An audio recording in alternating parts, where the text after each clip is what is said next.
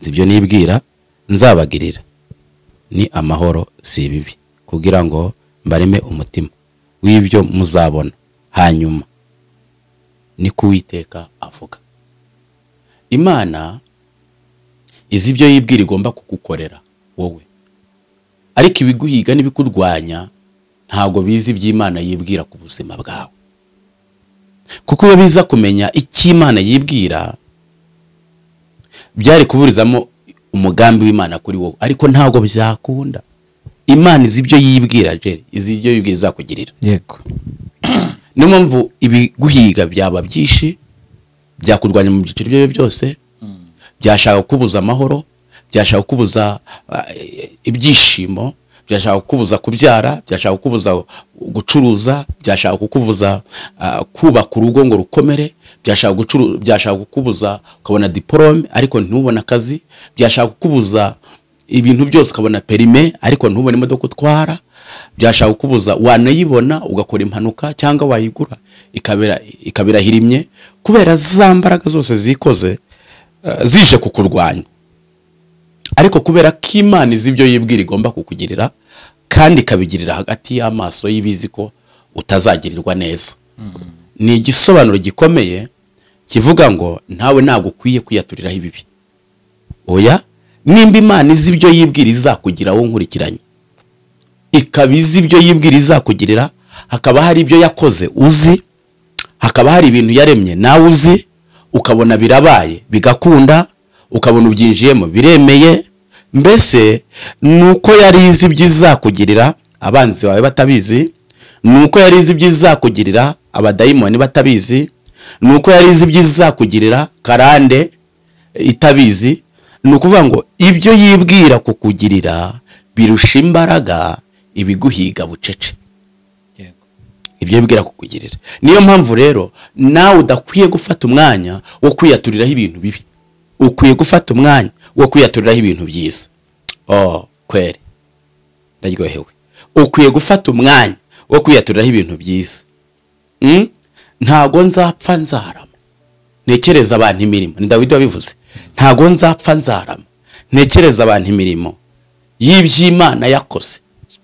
Kwiyaturiraho ibyiza bikuraho ikimwaro Shitani ari mu gushaka kugushyiraho. Kwiyaturiraho ibyiza mbese ni ukuvuga ngo ikibanza Shitani aba yarashije kugira ngo ugipfiremo, uhore wimyoza, uhore wiheba, uhore wacitse intege, uvuge ngo ntibizakunda. Oya, komeza. Ahubwo vuga ko bigomba gukunda, vuga ko bigomba kwemera, vuga ko bigomba gushoboka, vuga ko bigomba kuba ibintu bidasanzwe. Ni ukuvuga ngo nta muntu ugomba kwiyaturira ibibi.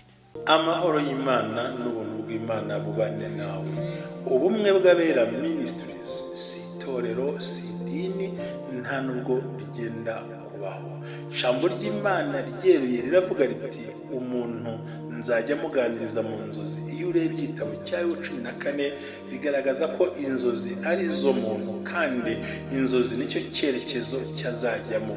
Hanyuma rero byinshi mu buzima bikunze guhagarikwa n'imbaraga mbi z'abarozi ndetse bakoreshwa na Satani, kuko Satani ubwe ntabwo ajya amenya icyo dutekereza, ahubwo arakeka, yarangiza agakoresha ibirere bikurwanya, nk'uko ijambo ryo mu Efeso ryavuze ngo ntidukirana n'abantu ahubwo dukirana n'imbaraga mbi z'ahantu ho mu ijuru z'abanyabushobozi. Na Efeso 6:10.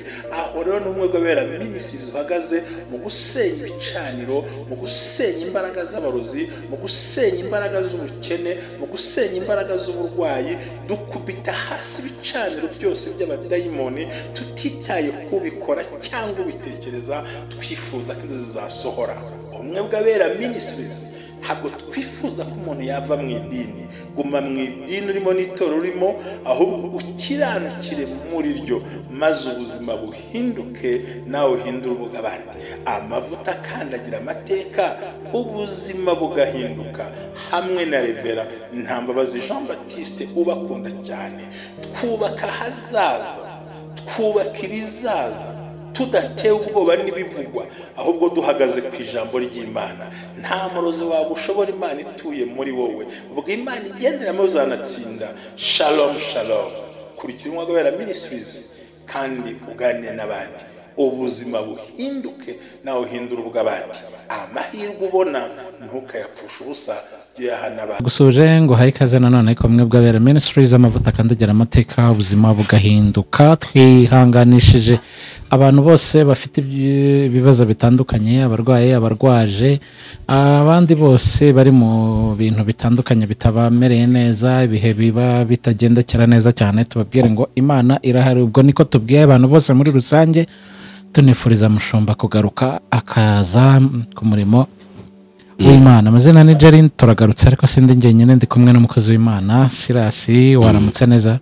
Waramutse neza Jerry. Yesu ashimwe. Ahimbazwe iminsi yose. Ndakwakiriye cyane ko Umwuka Wera nanone. Murakoze kunyakira, ndishimye cyane ko abantu batugaragaza ko badukunda neza, y'Imana ikomeze kubabaho. Yego. Reka dusenge ubundi tubwire icyo Umwuka Wera yashyize ku mutima wawe tugiye kuganiraho. Yego. Mana, turagushimiye kuri Imana yo kwizerwa, uri Imana yo kwiringirwa, uri nyiribihe, uri mahoro yacu, uri ibyishimo byacu, uri imbaraga zacu. Aya masaha aka kanya ndasabye nkwinginze ngo buri muntu wese abone uko kwaye kwiza, kandi twese turushaho kugubwa neza muri byose, mu izina rya Yesu Kristo, amen. Amen. Jerry, muri aka kanya mbere yuko nongera kugira icyo mbabwira, mu gihe isi yose umuntu usanga bari mu kuganya, aho umuntu akaganya kandi anafite. Yego. Akaganya afite, akabona ko imbere ye ari habi, akagerageza no kwiteganyiriza, ariko nanone akagerekaho no kuganya. Yego. Ndaje mbabwire ngo umuntu wese ukurikirana Umwuka Wera ni kuganya abivaneho, yaturireho ibyiza ko n'ubundi aracyahumeka. Yego. Kuganya abivaneho, yaturireho ibyiza ko n'ubundi aracyahumeka. Ariko mbere ko dukomeza, ndagira ngo nshimire mushumba wampaye aka kanya kugira ngo nze nshimire namwe mudukurikirana kandi mukagaragaza ko mudukunze. Imana ibahe umugisha mwinshi cyane, kandi nabibonye mujya mukomeza mukanya no kuri Ankoraho TV. Mujye mukomeza mujyeho, uje none aha yajya kuri Ankoraho TV ahasanga ibiganiro tumeze neza, nkuko Imana iba yatugiriye ikigongwe tukaza ahangaha kuri Ubumwe bw'Abera. Nubwo mushumba mutamureba ararwaye, nabivuze mbere ahashize mu kiganiro cyashize, narabivuze ararwaye, mu musure, mu muhamagare Imana kandi munamusengere, Imana iramukiza. Yego. Iramukiza, azagaruka yongera tubwira ibintu by'imbaraga, ibintu bitwubaka, ibintu bitumenyesha inzira, ibintu bitumenyesha aho duhagaze naho twicaye, no mu byo turimo dukora byose, kugira ngo turusheho gusobanukirwa imbaraga turwana nazo no kuzitsinda. Yego. Mushumba huri udukurikiranye nawe, none aha turasabye imbaraga z'Imana zuruke zigukize mu izina rya Yesu. Amen. Ariko kubera ko warimo kwiyaturiraho ibyiza byo gukira abyiyaturiraho, vuba aha araba amaze kuza. Ndimo numva bamaze kuza, kandi ndumva mfite ibyiringiro. Kandi impamvu naje mbabwira ngo ntimwongere kwigira nawe mwibwira amagambo mabi, ahubwo mwibwira meza, nuko nabonye ikirere cyafungutse ku muntu wizeye. Ikirere cyafungutse, Imana yabwiye Yeremiya, iramubwira ngo ubisoma 19:11, Yeremiya arambwira ngo rega nzi ibyo nibwira nzabagirira ni amahoro si ibibi, kugira ngo mbareme umutima w'ibyo muzabona hanyuma. Ni Uwiteka avuga. Imana izi ibyo yibwira igomba kugukorera wowe, ariko ibiguhiga n'ibikurwanya ntago bizi iby'Imana yibwira ku buzima bwawe. Kuko iyo biza kumenya icyo Imana yibwira, byari kuburizamo umugambi w'Imana kuri wowe, ariko ntago byakunda. Imana izi ibyo yibwira, Jerry, izi ibyo yibwira izakugirira. Yego. Niyo mpamvu ibiguhiga byaba byinshi, byakurwanya mu byiciro byo byose, byashaka kubuza amahoro, byashaka kubuza ibyishimo, byashaka kukubuza kubyara, byashaka kukubuza gucuruza, byashaka kukubuza kubaka urugo ngo rukomere, byashaka kukubuza ukabona diplome ariko ntubona akazi, byashaka kukubuza ibintu byose ukabona perime ariko ntubone imodoka utwara, byashaka kubuza wanayibona ugakora impanuka cyangwa wayigura ikabira hirimye kubera za mbaraga zose zikoze zije kukurwanya. Ariko kubera ko Imana izi ibyo yibwira igomba kukugirira kandi ikabigirira hagati y'amaso y'ibizi ko utazagirirwa neza. Ni igisobanuro gikomeye kivuga ngo ntawe ntabwo ukwiye kwiyaturiraho ibibi. Oya, nimba Imana izi ibyo yibwira izakugira wowe nkurikiranye, ikabizi ibyo yibwira izakugirira, hakaba hari ibyo yakoze uzi, hakaba hari ibintu yaremye nawe uzi, ukabona birabaye bigakunda, ukabona ubyinjiyemo biremeye, mbese nuko yari izi ibyo izakugirira abanzi bawe batabizi, nuko yari izi ibyo izakugirira abadayimoni batabizi, nuko yari izi ibyo izakugirira karande itabizi. Ni ukuvuga ngo ibyo yibwira kukugirira birusha imbaraga ibiguhiga bucece, ibyo yibwira kukugirira. Niyo mpamvu rero nawe udakwiye gufata umwanya wo kwiyaturiraho ibintu bibi, ukwiye gufata umwanya wo kwiyaturiraho ibintu byiza. Kweri ndaryohewe. Ukwiye gufata umwanya wo kwiyaturiraho ibintu byiza. Ntago nzapfa nzarama ntekereza abantu imirimo, ni Dawidi wabivuze. Ntago nzapfa nzarama ntekereza abantu imirimo y'iby'Imana yakoze. Kwiyaturiraho ibyiza bikuraho ikimwaro shitani ari mu gushaka kugushyiraho. Kwiyaturiraho ibyiza mbese ni ukuvuga ngo ikibanza shitani aba yarashije kugira ngo ugipfiremo, uhore wimyoza, uhore wiheba, uhore wacitse intege, uvuge ngo ntibizakunda. Oya, komeza. Ahubwo vuga ko bigomba gukunda, vuga ko bigomba kwemera, vuga ko bigomba gushoboka, vuga ko bigomba kuba ibintu bidasanzwe. Ni ukuvuga ngo nta muntu ugomba kwiyaturira ibibi. Nawe wabyiyaturira ugomvaga ko birangiye isi kurangire. Hoya, garukiraho ni wiyaturire ibibi, kuko Imana izi ibyo yibwira izakugirira ni byiza, ntabwo ari ibibi. Kandi n'Uwiteka ubivuze. Reka nkubwire, uwitwa Zakariya ngo yarashaje ageze mu zabukuru, ariko ngo ubufindo buramufata ajya gutamba. Ageze mu gitambiro agiye gutamba, hari ijambo ryantangaje. Ageze mu gitambiro hagiye gutamba,